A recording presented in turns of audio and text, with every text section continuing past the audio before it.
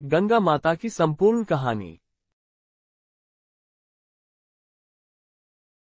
कहते हैं कि गंगा देवी के पिता का नाम हिमालय है, जो पार्वती के पिता भी हैं।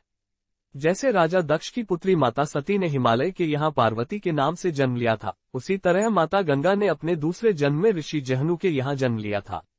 यह भी कहा जाता है कि गंगा का जन्म ब्रह्मा के कमंडल से हुआ था। मतलब यह है कि गंगा नामक एक नदी का जन्म। एक अन्य कथा के अनुसार ब्रह्मा जी ने विष्णु जी के चरणों को आदर सहित धोया और उस जल को अपने कमंडल में एकत्र कर लिया।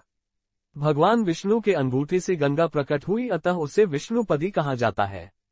एक अन्य कथा के अनुसार गंगा पर्वतों के राजा हिमवान और उनकी पत्नी मीना की पुत्री है। इस प्रकार वे देवी पार्वती की बहन भी हैं। कुछ जगहों पर उन्हें ब्रह्मा के कुल का बताया गया है। गंगा सागर को तीर्थों का पिता कहा जाता है। कहने का तात्पर्य है कि गंगा सागर का अन्य तीर्थों की अपेक्षा अत्यधिक महत्व है। शायद यही कारण है कि जन साधारण में यह कहावत बहुत प्रचलित है कि सब तीर्थ बार बार, गंगा सागर एक बार। गंगा जिस स्थान पर समुद्र में मिलती है उसे गंगा सागर कहा गया है। गंगा सागर एक बहुत सुंदर वनद्वीप समूह है जो बंगाल की दक्षिण सीमा में बंगाल की खाड़ी पर स्थित है। प्राचीन समय में इसे पाताल लोक के नाम से भी जाना जाता था। कलकत्ते से यात्री प्रायः जहाज में गंगा सागर जाते हैं। यहाँ मेले के दिनों में काफी भीड़ भाड़ व रौनक रहती है, लेकिन बाकी दिनों में शांति एवं एकाकीपन छाया रहता है। तीर्थ स्थान सागर द्वीप में केवल थोड़े से साधु ही रहते हैं। यह अब वन से ढका और प्रायः जनहीन है। इस सागर द्वीप में जहाँ गंगा सागर मेला होता है, वहां से 1 मील उत्तर में वामनखल स्थान पर एक प्राचीन मंदिर है। इस समय जहां गंगा सागर पर मेला लगता है, पहले यही गंगा जी समुद्र में मिलती थी, किंतु अब गंगा का मुहाना पीछे हट गया है।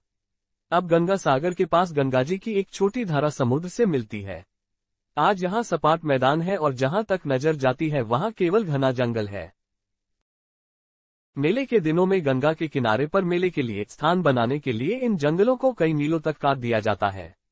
गंगा सागर का मेला मकर संक्रांति को लगता है। खाने पीने के लिए होटल, पूजा पाठ की सामग्री व अन्य सामानों की भी बहुत सी दुकानें खुल जाती हैं। सारे तीर्थों का फल अकेले गंगा सागर में मिल जाता है। संक्रांति के दिन गंगा सागर में स्नान का महात्म्य सबसे बड़ा माना गया है। प्रातः और दोपहर स्नान और मुंडन कर्म होता है। यहाँ पर लोग श्राद्ध व पिंडदान भी करते हैं। कपिल मुनि के मंदिर में जाकर दर्शन करते हैं। इसके बाद लोग लौटते हैं और 5वें दिन मेला समाप्त हो जाता है। गंगा सागर से कुछ दूरी पर कपिल ऋषि का सन 1973 में बनाया गया नया मंदिर है, जिसमें बीच में कपिल ऋषि की मूर्ति है। उस मूर्ति के एक तरफ राजा भागीरथ को गोद में लिए हुए गंगा जी की मूर्ति है तथा दूसरी तरफ राजा सगर तथा हनुमान जी की मूर्ति है। इसके अलावा यहाँ सांख्य योग के आचार्य कपिलानंद जी का आश्रम, महादेव मंदिर, योगेंद्र मठ, शिव शक्ति महानिर्वाण आश्रम और भारत सेवाश्रम संघ का विशाल मंदिर भी है। रामायण में एक कथा मिलती है जिसके अनुसार कपिल मुनि किसी अन्य स्थान पर तपस्या कर रहे थे। ऐसे ही समय में अयोध्या के सूर्यवंशी राजा सगर एक अश्वमेध यज्ञ का अनुष्ठान करने लगे। उनके अश्वमेध यज्ञ से डरकर इंद्र ने राक्षस रूप धारण कर यज्ञ के अश्व को चुरा लिया और पाताल लोक में ले जाकर कपिल के आश्रम में बांध दिया। राजा सगर की 2 पत्नियां थीं, केशिनी और सुमति। केशिनी के गर्भ से असमंजस पैदा हुआ और सुमति के गर्भ से 60,000 पुत्र। असमंजस बड़ा ही उद्धत प्रकृति का था। वह प्रजा को बहुत पीड़ा देता था, अतः सगर ने उसे अपने राज्य से निकाल दिया था। अश्वमेध का घोड़ा चुरा लिए जाने के कारण सगर बड़ी चिंता में पड़ गए। उन्होंने अपने 60,000 पुत्रों को अश्व ढूंढने के लिए कहा। 60,000 पुत्र अश्व ढूंढते ढूंढते ढूंढते पाताल लोक में पहुंच गए। वहां उन लोगों ने कपिल मुनि के आश्रम में यज्ञ अश्व को बंधा देखा। उन लोगों ने मुनि कपिल को ही चोर समझकर उनका काफी अपमान कर दिया। अपमानित होकर ऋषि कपिल ने सभी को शाप दिया, तुम लोग भस्म हो जाओ। शाप मिलते ही सभी भस्म हो गए। पुत्रों के आने में विलंब देखकर राजा सगर ने अपने पौत्र अंशुमान, जो असमंजस का पुत्र था, को पता लगाने के लिए भेजा। अंशुमान खोजते खोजते पाताल लोक पहुंचा। वहां अपने सभी चाचाओं को भस्म रूप में परिणत देखा तो सारी से स्थिति समझ गया। उन्होंने कपिल मुनि की स्तुति कर प्रसन्न किया। कपिल मुनि ने उसे घोड़ा ले जाने की अनुमति दे दी और यह भी कहा कि यदि राजा सगर का कोई वंशज गंगा को वहां तक ले आए तो सभी का उद्धार हो जाएगा। अंशुमान घोड़ा लेकर अयोध्या लौट आया। यज्ञ समाप्त करने के बाद राजा सगर ने 30,000 वर्षों तक राज्य किया और अंत में अंशुमान को राजगद्दी देकर स्वर्ग सिधार गए। अंशुमान ने गंगा को पृथ्वी पर लाने का काफी प्रयत्न किया, लेकिन सफल नहीं हो पाया। अंशुमान के पुत्र दिलीप ने दीर्घकाल तक तपस्या की, लेकिन वह भी सफल नहीं हो पाया। दिलीप के पुत्र भागीरथ ने घोर तपस्या की।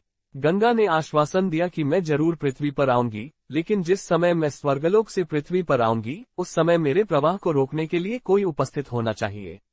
भागीरथ ने इसके लिए भगवान शिव को प्रसन्न किया। भगवान शिव ने गंगा को अपनी जटा में धारण कर लिया। भागीरथ ने उन्हें पुनः प्रसन्न किया तो शिवजी ने गंगा को पृथ्वी पर छोड़ दिया। गंगा शिवजी के मस्तक से 7 स्रोतों में भूमि पर उतरी।